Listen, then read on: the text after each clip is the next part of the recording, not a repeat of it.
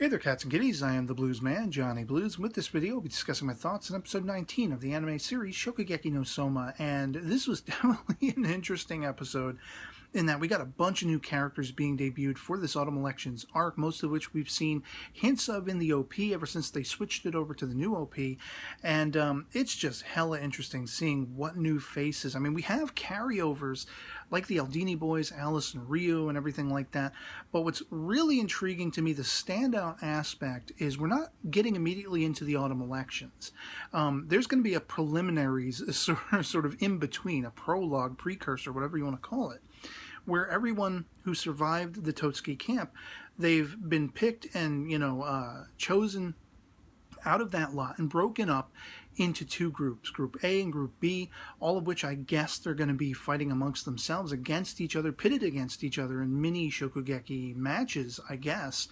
And whoever succeeds out of the lot moves on to the, autumn elections proper.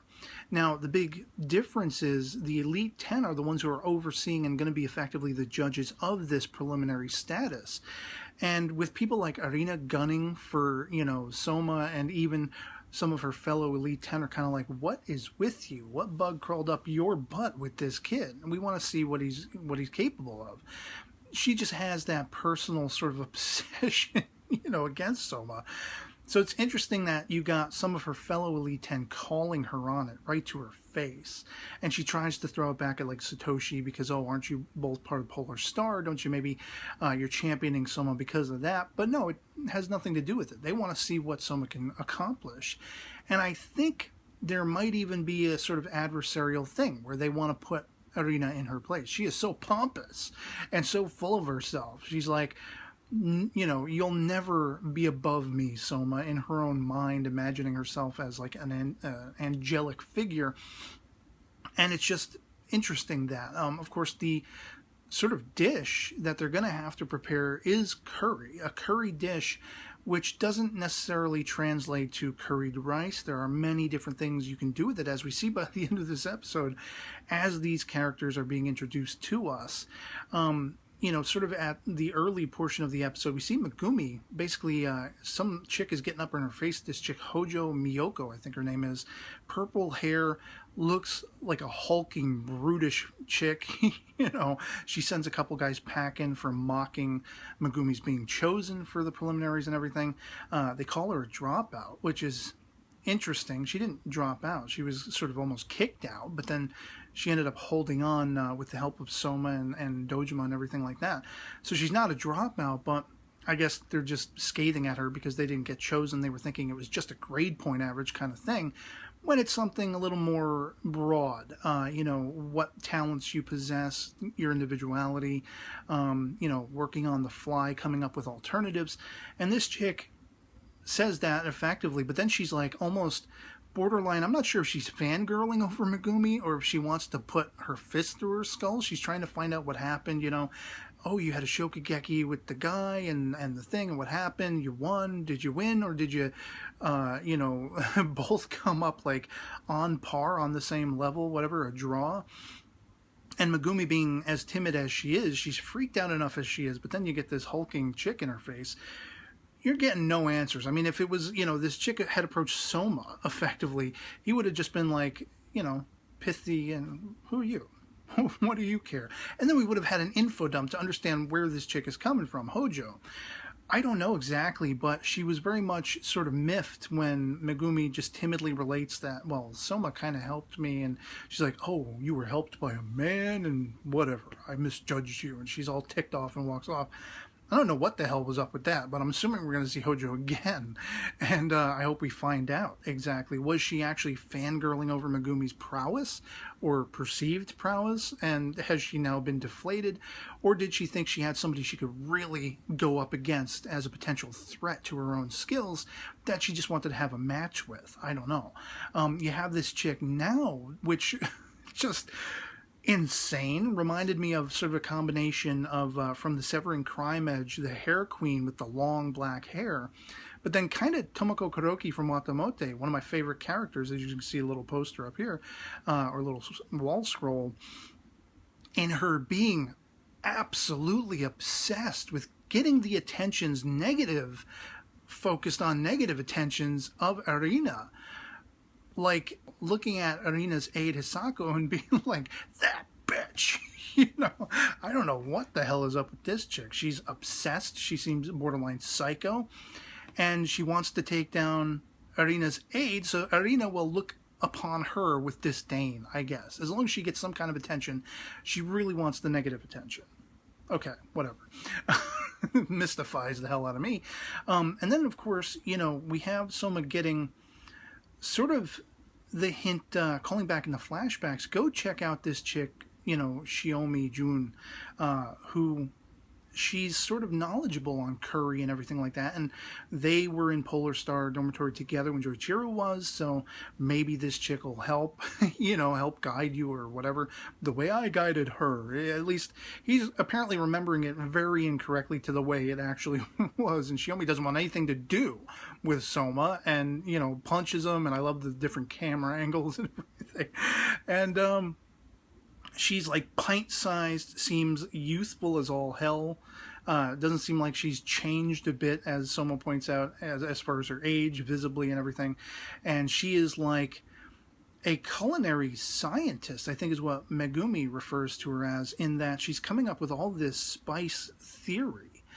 And then you have this guy. I've been wondering who the hell this guy is ever since he showed up in the OP, but we've seen fleeting glimpses of him. Akira, this tan dude with gray hair. I think I pointed him out when we first saw him in, you know, the OP, because he's, of course, dancing around with Soma with, they both have knives out, it's like they're fighting or whatever. I'm assuming there's going to be a big-time, you know, Shokugeki match between them both at some point.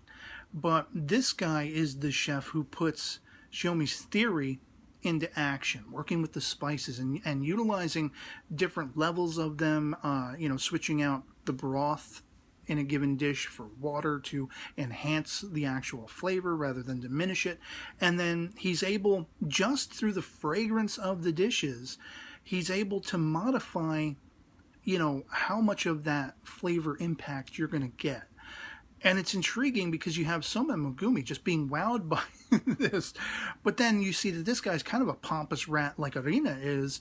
He's like, no, I'm going to be the one to completely win the day. I'm going to be the one at the topmost tier of Totsuki when this is all said and done. Soma, you're a little crybaby. I'm sending you home. You know, I'm sending you packing.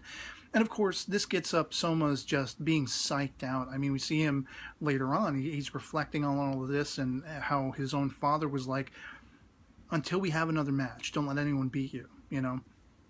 I'm the only other person who's going to get to beat you in the future. Don't let anyone else come between us. And just that idea that this is juicing Soma so much. He's getting so excited to have these people, Akira, you know, specifically with his prowess in knowing his way around culinary spices and the fragrances. This guy has the skill. I mean, he whips up 3 different dishes or 6 different dishes, whatever it is, back to back to back. And as Soma notes, he's not even like watching the food itself. He's just doing it, gauging the fragrance, gauging the aroma. So it's like, whoa, it's a whole new facet to what exactly Soma's going to be going up against.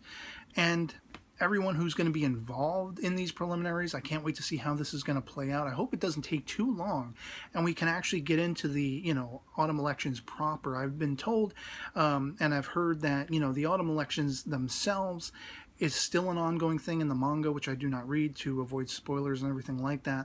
But that this show may come to its conclusion before we get a conclusion for the autumn elections. And I can only hope then we'll get a, you know, second season eventually, because I'm dying to find out what happens.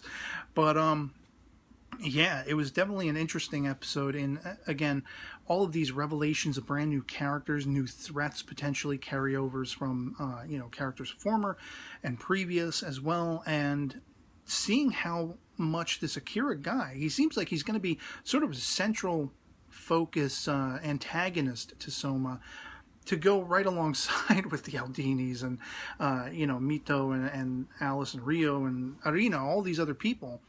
But it's interesting, there's kind of a shift in, you know, the dynamic in that Mito, at least, as we saw in the last couple episodes, is now kind of, she's warmed to Soma and is kind of angling toward his side.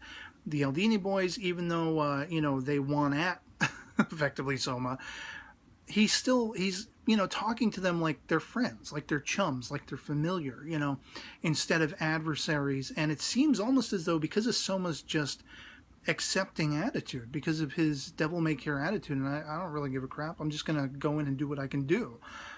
He's not, you know, taken aback by people with reputations and prowess and all that kind of stuff. He sees it as a challenge and he's having fun with it. It almost seems as though the way he carries himself is rubbing off on these other characters. And it could very well become that all of these adversaries of old are starting to champion him and want to see him succeed against these new adversaries. That's just my own speculation, but it's a mad fun series. All of the hilarious and insane dream sequences and you know, people reacting to the tastes of things, all that kind of stuff is just top bar along the course of this series, as it has been from the start. The hilarity, the humor, the revelations of these characters, and the twists and turns in expectations. For somebody like me who hasn't read the manga, as I say, not knowing exactly how this is going to play out, and every step of the way, you have a new challenge presented, and it's kind of like, as somebody pointed out in the comments in a conversation I was having back and forth on a previous episode discussion video, even though it's kind of a given that Soma's probably going to win every step of the way, you know, it's his story and it's got to keep going and going and going, there's still a level of, well, how is he going to manage it? How is he going to achieve that? And as long as that keeps up, as long as there's never any sort of lack of mystery and, you know, sort of building up the tension, how is someone going to react to this scenario? You know, as long as that doesn't diminish, I'm with this sucker. I can't wait to see how it plays out every step of the way. So I'd love to hear from you guys in the comments below what you thought of episode 19 of Shokugeki no Soma, if you've seen it. And, you know, if you're a manga reader, without posting spoilers, what do you think of the debuts of these characters? Is it being handled similarly to how it was in the manga? Was it more, you know, spaced out or anything like that? Have they reconfigured anything? I know some people were answering that question from one of my last videos as well, saying that some of the things have been reconfigured and changed, but not to a sort of really diminishing of the story capacity, where it's still keeping the flow and it's still keeping just a really good, vigorous pace and everything like that, and telling a good story. And that's, you know, music to my ears. I'm glad that there is some equality or equilibrium between the two. But yeah, I always love hearing from you guys and having a conversation. So otherwise, that'll be pretty much it for me on this, and I hope this video finds you well, and I'll catch you later. Peace.